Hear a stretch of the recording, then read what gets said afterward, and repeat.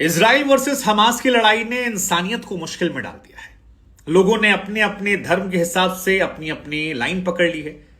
वो जो मुसलमानों के रहनुमा हैं वो इजराइल को दिन रात कोस रहे हैं कि इजराइल ने सितम ढा रखा है। तो वो जो मुसलमानों को नापसंद करने वाले हैं वो इजराइल के साथ हैं। वो कह रहे हैं कि इजराइल अपनी रक्षा कर रहा है और वो वार पर केवल पलटवार करता है, पहला वार नहीं करता है। लेकिन इन सब के बीच में फिलहाल हालात जो हैं इजराइल और फिलिस्तीन में बहुत मुश्किल वाले हैं। आलम यह है कि गाजा में इजराइल की तरफ से जो बमबारी की गई उसमें 160 लोगों की मौत हो गई।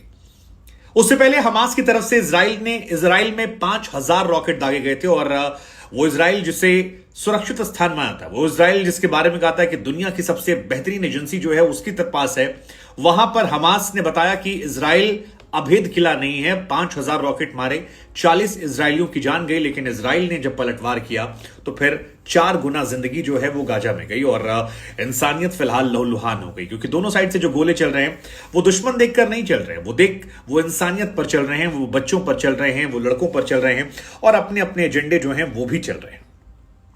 फिलहाल आज पूरे दिन ये खबर लाइमलाइट में रही। 160 फिलिस्तीनियों की मौत रही और कहा जा रहा है कि अल जजीरा जो एक रिपोर्ट छापी कि 1000 से ज्यादा फिलिस्तीनी जो हैं इजराइल में घुस गए हैं और 1948 के बाद ऐसा पहली बार हुआ है कि इजराइल पर भी वैसे तो इजराइल और हमास में लड़ाई चलती रहती है, लेकिन अल-अक्सा मस्जिद की कहानी जो है कभी आपको और सुनाएंगे कि इजराइल ने कैसे वहां पर कब्जा किया, कैसे धीरे धीरे उसका परसेंटेज बढ़ता रहा, कैसे फिलिस्तीन के वार का वो पलटवार करता रहा। लेकिन आज कहानी फिलहाल जो अभी स्थिति है उसको लेकर, जैसा कि आपको बताया कि 1948 के बाद पहली बार ऐसा हुआ है कि 1000 से ज्यादा फिलिस्तीनी जो हैं वो इजराइल में घुस गए हैं और लगातार घुसे हैं।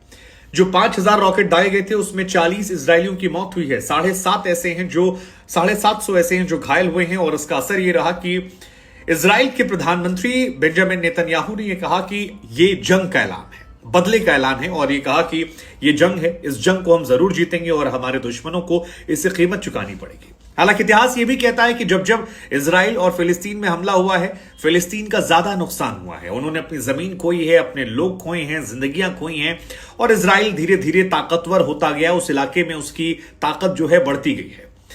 फिलहाल इजराइल में हालात खराब है। इंडियन एम्बेसी जो है उसने अपने नागरिकों के लिए एडवाइजरी जारी की है, सुरक्षित रहने के लिए कहा है। यह भी कहा कि भारत इजराइल के लोगों के साथ है, प्रधानमंत्री मोदी की तरफ से। उधर इजराइल की सेना ने जो हमास के ठिकानों पर हमला किया है उसको लेकर एक वीडियो भी जारी किया है और बताया कि किस तरह से हमने पलटवार किया है, वो एक मैसेज देने की कोशिश कर रहे हैं।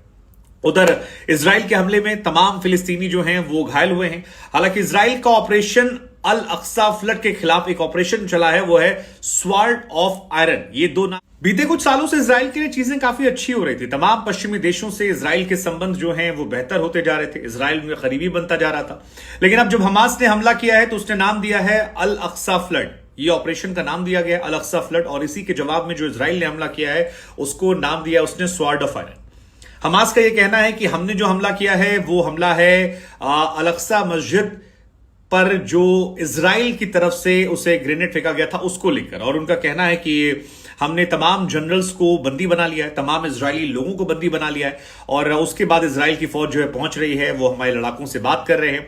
दरअसल अप्रैल 2023 में अल अक्सा मस्जिद पर कहा जाता है इजरायली पुलिस ने कुछ ग्रेनेड फेंके थे और उसका अपमान करने को लेकर ये तमाम जो लड़ाके हैं ये सामने आए। इन लड़ाकों की तरफ से जो स्टेटमेंट आ रही है वो यही आ रही है कि हमारा जो ये हमला है ये इजराइल को इस बात का जवाब है कि हमारी मस्जिद से आप दूर रहो। ये जवाब है उन तमाम पश्चिमी अरब देशों को जो इजराइल के साथ लगातार करीबियां बढ़ा रहे हैं। और ये भी खबर आई थी कि अमेरिका की पहल पर सऊदी अरब जो है इजराइल को एक देश के तौर पर मान्यता देने वाला। भारत इजराइल के साथ हमेशा रहा है, लेकिन जहां पर बात मान्यता देने की आती है वहां पर भारत भी थोड़ा पीछे रह जाता है। लेकिन फिलहाल ये पूरा मामला बढ़ता जा रहा है। अब दो कहानी हो रही। ईरान जो है वो पूरी तरह से हमास के साथ है, जबकि अगर आप बात करेंगे पश्चिमी देशों की तो वेस्टर्न कंट्रीज ज्यादातर ऐसी हैं जो इजराइल के साथ है। ब्रिटेन से लेकर फ्रांस तक ने हमास के हमले की निंदा की है और ईरान ने कहा है कि हम हमास को अपना पूरी तरह समर्थन देते हैं।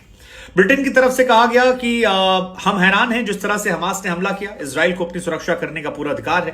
फ्रांस के राष्ट्रपति इमैनुअल मैक्रों कहते हैं कि दुख की घड़ी में हमास के हमले में जान गंवाने वालों को उन परिवार वालों के वो साथ है, इजराइल को अपनी रक्षा करनी चाहिए।